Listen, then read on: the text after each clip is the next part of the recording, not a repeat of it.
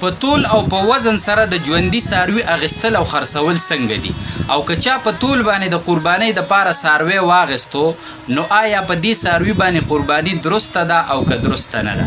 ګوره زما محترم ورونو دا مسله ځان سره یاد ساتئ. زمونږ کتابونه ذکر کوي چې څاروی چې دی نو دا کیلي او وزني سیز نه دی، یعنی دا ژوندی څاروی نه پیمانه کیږي او نه وزن کیږي.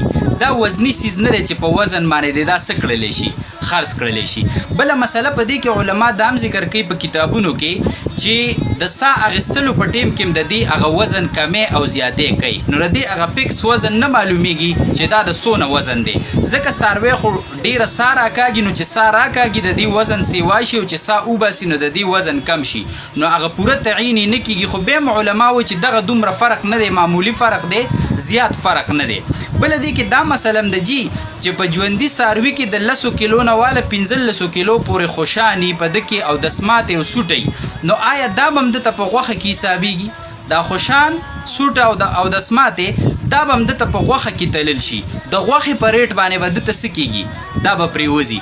بله خبره پکې دا ده که نه چې دا بیپاریان چې اکثر چېره څاروی په تول باندې خرڅوي، نو هغوی د دې تللو نه مخکې تول نه مخکې د باندې ښه ډېرې اوبه وڅکي او ښه ډېره ګیا پې وخوري چې یاره د دې سره د دې دا وزن سیوا شي. خو دغه هم دونه خبره ځکه نه ده چې اوبه به پې څومره وڅکي څومره چې هغه څکلی شي د هغې نه زیاتې خو نه شي ورکولی، یا څومره چې ګیا هغه خو خوړلی شي د هغې نه زیاته خو نه شي ورکولی. خو بهرحال که داسې ورله د اوبو د ګیا خیال ساتي او که نه ساتي، خو چې کله تول ته برابروي نو بیا د دې د اوبو او د ګیا څه کوي ډېر خیال ساتي چې یاره د دې دا وزن څه شي دا سیوا شي.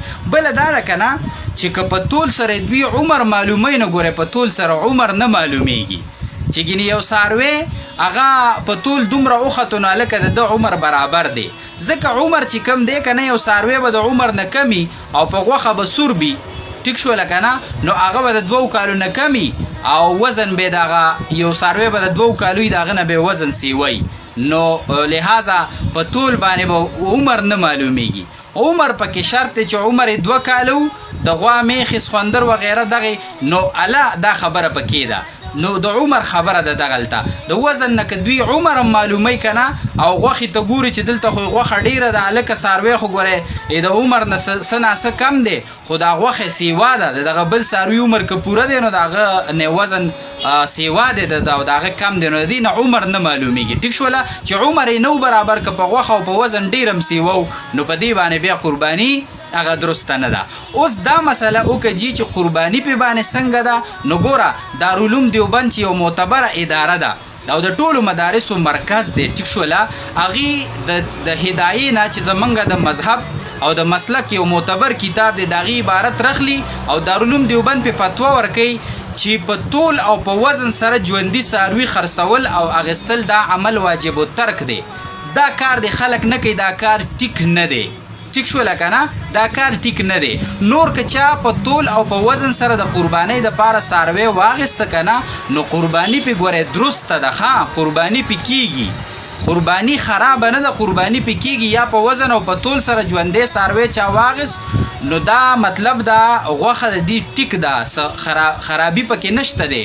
خو علما ذکر کوي په معتبرو کتابونو کې چې دا عمل واجب الترک دی، یعنی د دې پرېښودل لازم دي چې یاره په طول او په وزن سره دې څاروي خرڅ کړلی شي او په طول او په وزن سره دې څاروي څه کړلی شي واده غیستلی شي. دا یوه ضروري مسله وه چې نن سبا دا سیز ډېر عام شوی دی او په طول او په وزن سره اکثر څاروي خرڅېږي او اغیستل شي. نو بعضې ملګرو دې باره کې تپوس وکړو، نو موږ مناسب وګڼله چې د ملګرو سره پې یو څو خبرې شیر کړو. نو تاسو هم د ملګرو سره نشر کړئ چونکې دا عمل نن سبا ډېر سیوا دی، نو چې ملګرو ته د دې مسلې وضاحت معلوم شي. وصلی الله علی النبی.